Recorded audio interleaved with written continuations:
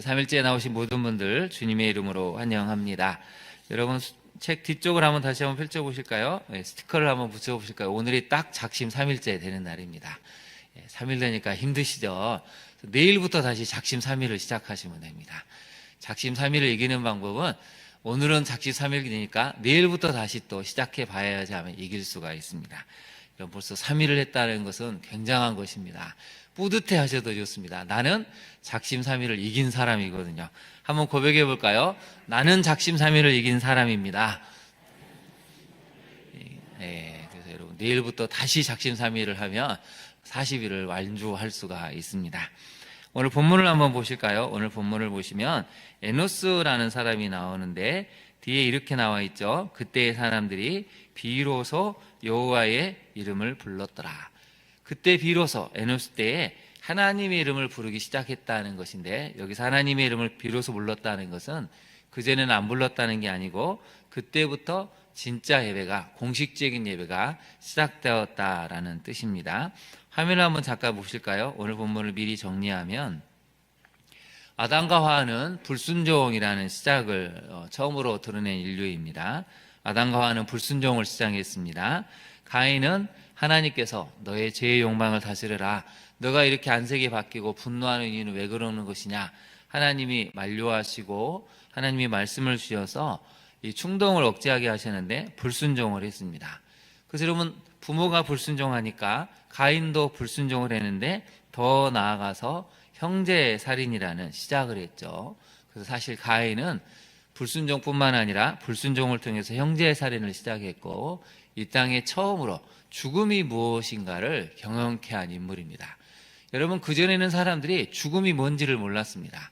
하나님께서 아담과 하와에게 너는 반드시 죽게 될 것이다 라는 것을 머리로는 이해했죠. 죽는다는 것이 무엇인지를 정확히 몰랐는데 가인을 통해서 처음으로 사람이 죽는다는 것이 무엇인지를 깨닫게 되었다는 것입니다. 세 번째로는 에노스를 통해서 진정한 예배가 시작이 되었습니다. 자, 그럼 여러분 3페이지를 이제 한번 펼쳐보실까요? 3페이지를 보시면 본문을 보도록 하겠습니다. 하나님께서 만드신 에덴 동산에서 하나님과 함께 친밀한 관계를 맺은 아담과 하와는 모든 것이 만족하고 풍요로운 상태였습니다. 그러나 사람은 모든 것이 완벽하고 완전한 상태에서도 만족할 줄 모르고 죄를 지향하는 존재입니다. 거기다 한번 네모를 쳐보실까요? 죄를 지향하는 존재라는 것이죠. 여러분 이것을 잊어버리면 안 됩니다. 하나님이 인류를 위해서, 인간을 위해서 완전히 완벽하고 완전한 에덴 동산을 만드셨죠. 근데 사람은 거기서도 만족을 몰랐다는 것입니다. 그래서 죄를 저지르는 것이죠. 인간은 죄를 지향하는 존재인데요. 죄를 지향하면 마침내 어떤 상태가 되느냐? 우리 어제 이쪽을 한번 보실까요? 마지막 단락을 보시면 부끄러움의 존재가 된다고 했죠. 인간은 죄를 지향하면서 죄를 짓게 되고 마침내는 부끄러운 존재가 된다는 것입니다. 하나님 앞에서 죄를 지어서 수치와 절망 가운데 영원한 멸망을 경험할 수밖에 없는 부끄러움의 존재가 된다는 것이죠. 그래서 첫 번째로 한번 살펴보겠습니다. 아담과 하와는 불순종이라는 죄의 시작을 보여줍니다. 아담과 하와는 모든 것이 완벽한 상태에서도 뱀의 질문에 중심이 흔들렸습니다. 여러분 앞부분을 한번 가볼까요? 아담과 하와가 어떻게 했는지. 뱀이 찾아와서 뭐라고 이야기를 합니까? 뱀이 이렇게 얘기하죠. 3장을 한번 잠깐 보실까요? 3장을 보시면 3장 1절을 보시면 하나님이 참으로 너희에게 동산 모든 나무의 열매를 먹지 말라 하시더냐. 두 가지 단어가 키포인트가 있죠. 참으로라는 단어는 여러분 왜 그런 적이 있지 않습니까? 정말이야? 정말 그랬어? 하면 사람들이 갑자기 흔들리죠. 그랬었나? 참으로, 정말 이 단어를 강조를 하죠. 그 다음에 모든이라는 단어에 강조를 둡니다. 정말 모든 나무의 열매를 먹지 말라고 하시더냐? 근데 딱 한 가지는 먹지 말라고 하지 않으셨습니까? 그래서 하나님이 말씀하신 것을 교묘하게 뒤틀리게 했다는 것입니다. 뱀의 질문에 중심이 흔들려 버렸습니다. 다시 교재로 가볼까요? 하나님처럼 되고 싶다라는 이 교만한 마음이 하와와 아담을 눈멀게 만들었습니다. 사람은 자신의 한계를 알고 인정하는 가운데 하나님께서 정하신 경계선을 지키지 못하면 하나님께 범죄하고 사람 사이의 관계도 파괴시키는 행동을 서슴없이 저지르게 됩니다. 여러분 거기다 한번 네모를 쳐보실까요? 하나님께서 정하신 경계선이 있다는 것입니다. 하나님께서 정하신 경계선이 분명히 있습니다. 사람은 하나님처럼 될 수 없습니다. 그래서 선악과를 통해서 경계선을 정하신 것이죠. 하나님이 십계명을 주신 이유는 무엇입니까? 하나님과의 경계선뿐만 아니라 이웃과의 경계선도 있어야 한다는 것입니다. 남의 아내를 탐내지 말아야 되고 남의 것을 탐내면서 그 사람을 향해서 살인을 하거나 거짓말을 행하거나 악을 행하면 안 된다는 것이 십계명의 5번째부터 10가지 계명이 말하는 아주 중요한 경계선입니다. 그래서 여러분 성도는 살아갈 때 이 경계선을 잘 지켜야 합니다. 말을 할 때도 상대방에게 상처를 주지 않는 말을 해야 되고 행동과 태도가 상대방을 존중하는 태도를 보이지 않으면 경계선이 무너지게 되는 것이죠. 하나님이 정하신 이 경계선을 넘어가니까 사람은 끝없는 탐심을 또 욕망을 음란을 부추겨서 가정이 파괴가 되고 세상이 지금 어수선해지고 있다는 것이죠. 그럼 우리는 어떻게 해야 될까요? 말씀을 듣고 순종하여 지키는 행동이 바로 이 관계, 경계선을 지속시키는 비결이라는 것이죠. 적용을 한번 해볼까요? 여러분 하나님께서 정하신 경계선을 잘 지키고 있습니까? 최근 말씀에 상반되는 교묘한 유혹에서 여러분 흔들리고 있지는 않습니까? 최근 여러분이 뭔가 흔들리고 있다면 지금 말씀이 여러분 안에 작동을 못하고 있다는 것입니다. 아담과 하와처럼 하나님은 분명하게 말씀하시는데 자꾸 와서 흔드니까 정말 그러냐? 진심으로 그러냐? 이렇게 물어보니까 흔들려 버렸다는 것이죠. 하나님처럼 되고 싶다는 욕망이 아담과 하와를 흔들었던 것처럼 지금 내 마음을 흔드는 죄의 유혹이 있다면 그것이 무엇인지를 살펴보고 여러분 정리를 하셔야 됩니다. 그렇지 않으면 그것 때문에 우리가 넘어지고 죄의 유혹 때문에 큰 나중에 하나님과의 관계가 뒤틀리게 되고 상처를 받게 된다는 것이죠. 두 번째를 살펴보겠습니다. 가인은 인류 최초로 살인을 저질렀습니다. 아벨의 제사는 받으시고 자신의 제사는 받지 않으시자 가인에게 감당기 어려운 분노가 생깁니다. 하나님께서는 가인이 자신의 그런 감정을 조절하고 죄의 욕망을 다스려야 할 것을 말씀을 하십니다. 잘 아는 말씀이지만 4장 6절에서 실제로 다시 한번 살펴볼까요? 가인이 몹시 분해서 안색이 변했습니다. 그랬더니 가인이 하나님께서 말씀하신 것을 듣게 되죠. 한번 볼까요? 여호와께서 가인에게 이르시되 내가 분하여 함은 어찌 됨이며 안색이 변함은 어찌 됨이냐. 얼마나 화가 났으면 얼굴이 바뀌어 버렸다는 것입니다. 옆에 가기만 해도 이 겁이 날 정도로 그 정도로 얼굴이 변하고 화가 났다는 것이죠. 그래서 하나님이 이렇게 말씀을 하시죠. 우리 7절을 같이 한번 읽어볼까요? 내가 선을 행하며 어찌 낯을 들지 못하겠느냐? 선을 행하지 아니하면 죄가 문에 엎드려 있느니라. 죄가 너를 원하나 너는 죄를 다스릴지니라. 아멘. 여러분 거기다 한번 밑줄을 그어보실까요? 죄가 너를 원하나에다가 메모를 해보시죠. 죄가 너를 원한다는 것은 충동한다는 뜻이기도 하고 욕망이 너를 부른다는 것입니다. 그래서 충동과 욕망이라고 한번 써볼까요? 여러분 우리가 왜 죄에서 넘어집니까? 내 안에 욕망이 있다는 것이죠. 죄 짓고 싶은 욕망, 그 욕심이 있다는 것이죠. 또 하나는 충동이 일어난다는 것입니다. 지금 시대 사람들이 제일 다스리기 어려운 게 두 가지입니다. 충동도 못 다스리고 욕망도 못 다스리는데 이 두 가지가 결합을 해버리니까 하나님 말씀이 들어올 자리가 없다는 것이죠. 너무 분노하고 있으니까 하나님이 찾아오셔서 너 감정을 좀 다스려라. 너 감정을 좀 차분하게 내려놓고 너 충동, 너를 지금 부추기는 충동을, 그 욕망을 절제해야 된다고 알려주시죠. 그만큼 가인은, 거기다 밑줄을 그어보실까요? 가인은 자기 절제와 감정 조절이 어려운 사람이었습니다. 우리는 어떻습니까? 자기 절제와 감정 조절이 잘 된 편인가요? 특히 인정에 대한 욕구가 너무나 큰 사람이었습니다. 가인이 이렇게 화를 낸 이유는 딱 한 가지죠. 왜 하나님은 나를 인정을 안 해주시고 동생 아벨은 인정을 해줍니까? 인정 욕구가 너무 큰 데에서 분노가 생겼다는 것입니다.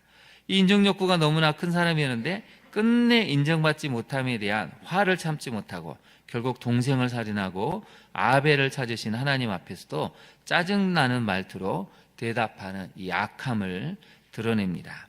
성령의 9가지 열매 중 마지막 열매가 절제인 것처럼 사람이 자기 감정과 생각을 조절하지 못하면 가인과 같은 행동을 할 수 있습니다.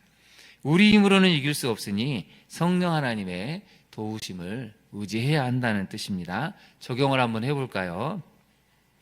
여러분, 신앙생활 하면서 가장 조절이 어려운 감정은 무엇입니까? 어떤 것이 여러분 감정이 올라왔을 때 제일 어려운 것인가요? 조절이 분노일 수도 있고 무력감일 수도 있고 인정받지 못함에 대한 여러 가지 복잡한 감정일 수도 있겠죠. 그것을 여러분 찾아내야 되고 성령 하나님이 다스리시도록 기도를 해야 합니다. 그 다음 네 번째 적용점을 살펴볼까요?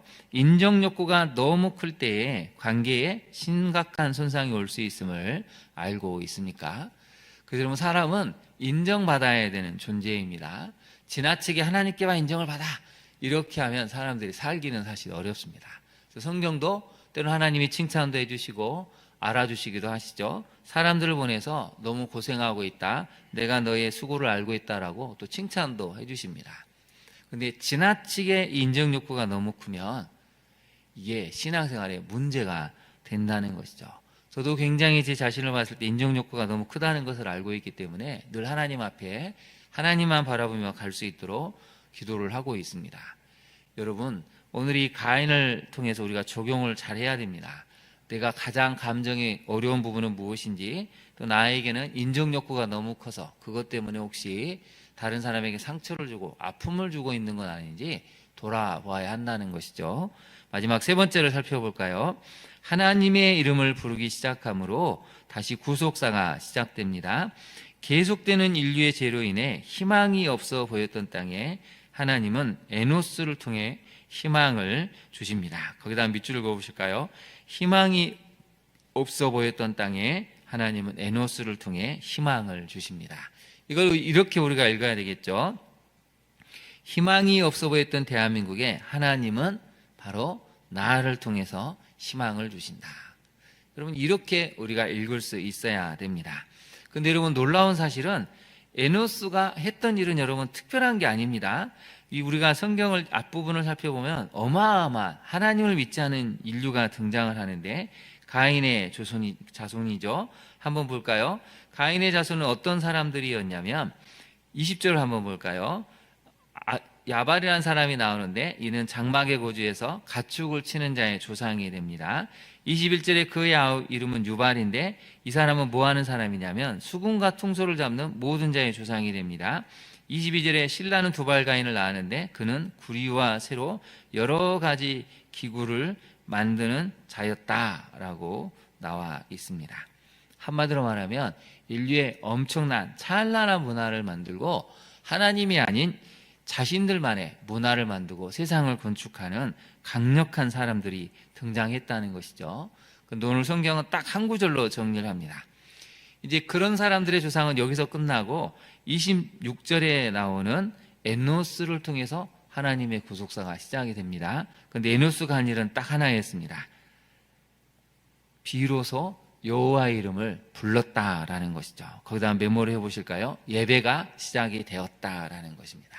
드디어 사람들이 하나님 앞에 모여서 공식적으로 예배를 드리기 시작했다는 것입니다. 그가 하나님을 찾고 경배함으로 다시금 그 땅에 은혜가 이어지고 구속사가 흘러가기 시작합니다. 살인과 폭력이 난무하고 영적 어두움이 강했던 그곳에 에노스를 통해 하나님의 이름이 불리어지고 거대한 은혜의 물줄기가 형성이 되었다는 것이죠.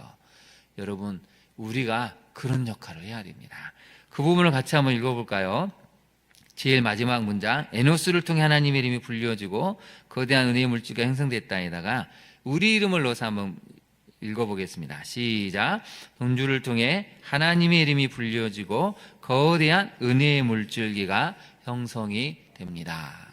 네, 여러분을 통해서 자녀들이 하나님의 이름을 부르기 시작하고 여러분을 통해서 막혀있던 가정이 황폐했던 여러분의 인생이 다시 한번 은혜의 물줄기가 형성이 돼야 됩니다.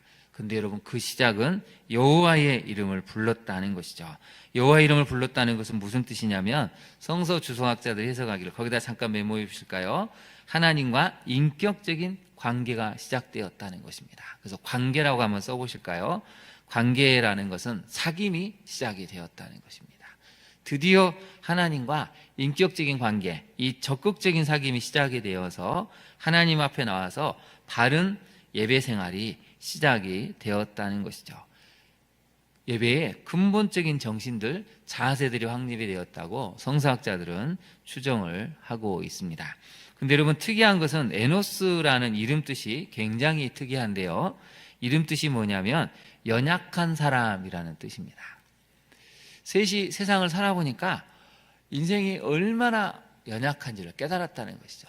가인으로부터 시작되는 이 폭력이 가인의 후손을 통해서 계속해서 전승이 되고 하나님을 찾지 않은 그것을 보면서 인간이 얼마나 연약한지, 우리가 아무것도 할 수 없는 존재라는 것을 깨닫고, 이 에노스 이름 자체가 바로 연약한 사람, 죽을 수밖에 없는 연약한 사람이라고 셋이 이름을 지어주었다는 것입니다. 여러분, 우리는 연약합니다. 하나님의 이름을 부르지 않으면 살 수 없는 존재입니다. 여러분, 오늘 하루 살아가실 때 이 땅을 바꿀 수 있는 것은 다른 것이 아닙니다. 먼저 하나님의 이름을 부를 때, 먼저 우리가 서 있는 삶의 자리에서 예배를, 삶의 예배를 드리고 주일 예배를 잘 드릴 때 그 속에서 하나님의 역사가 시작이 된다는 뜻입니다. 오늘 하나님의 이름을 부르면서 여러분 가정에 다시 한번 은혜의 물줄기가 흘러가기를, 여러분 자녀의 인생에도 다시 한번 하나님의 이름을 부름으로 새 인생, 새 미래가 시작될 수 있는 축복이 있기를 진심으로 축원합니다. 기도하겠습니다. 하나님, 오늘은 인류의 시작을 살펴보았습니다. 아담과 하는 불순종이라는 시작을 통해서 인류에게 크나큰 죄의 영향력을 물려주었습니다. 가인은 인류 최초로 형제살인이라는 끔찍한 죄의 시작을 보여주었습니다. 그렇게 시작된 인류의 역사가 폭력과 살인이 난무하고 하나님을 찾지 않을 때 에노스가 등장해서 하나님의 이름을 부르며 거대한 은혜의 물줄기를 흘려보내기 시작한 것을 깨닫습니다. 우리가 세상적으로 봤을 때 가진 것이 없고 능력이 없어 보여도 우리가 하나님의 이름을 부르기 시작할 때 그곳에서 다시 한번 하나님의 구속사가 시작이 되고 새로운 은혜의 물줄기가 흘러가며 우리를 향하신 하나님이 주시고자 하는 새로운 미래가 펼쳐지는 것을 믿습니다. 오늘도 하나님의 이름을 부르게 하옵소서. 우리 자녀들이 어디에서 무엇을 하든지 하나님의 이름을 부름으로 그곳에서부터 다시 시작되는 하나님의 구속사를 경험해가는 우리 믿음의 자녀들 되게 하옵소서. 그렇게 하실 주님을 찬양하며 예수님 이름으로 기도합니다. 아멘. 하늘에 계신 우리 아버지, 아버지의 이름을 거룩하게 하시며 아버지의 나라가 오게 하시며 아버지의 뜻이 하늘에서와 같이 땅에서도 이루어지게 하소서. 오늘 우리에게 일용할 양식을 주시고 우리가 우리에게 잘못한 사람을 용서하여 준 것 같이 우리 죄를 용서하여 주시고 우리를 시험에 빠지지 않게 하시고 악에서 구하소서. 나라와 권능과 영광이 영원히 아버지의 것입니다. 아멘.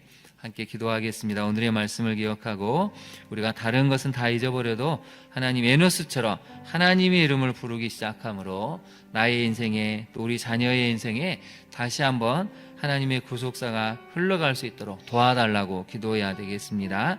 폭력과 또 혐오와 또 서로에 대한 적대감이 가득한 이 땅 대한민국은 하나님의 이름을 부를 때 하나가 될 수 있고 다시 하나님의 은혜를 경험해서 정의와 공의가 시작되는 실현이 되는 이 땅 대한민국이 될 수 있습니다. 하나님의 이름을 부르게 해달라고 하나님의 이름을 부름으로 다시 한번 막혔던 곳이 뚫려지고 하나님의 응답이 우리 가정, 우리 자녀에게 임할 수 있게 해달라고 우리 주님의 이름을 3번 부른 다음에 간절히 기도하겠습니다. 주여, 주여, 주여.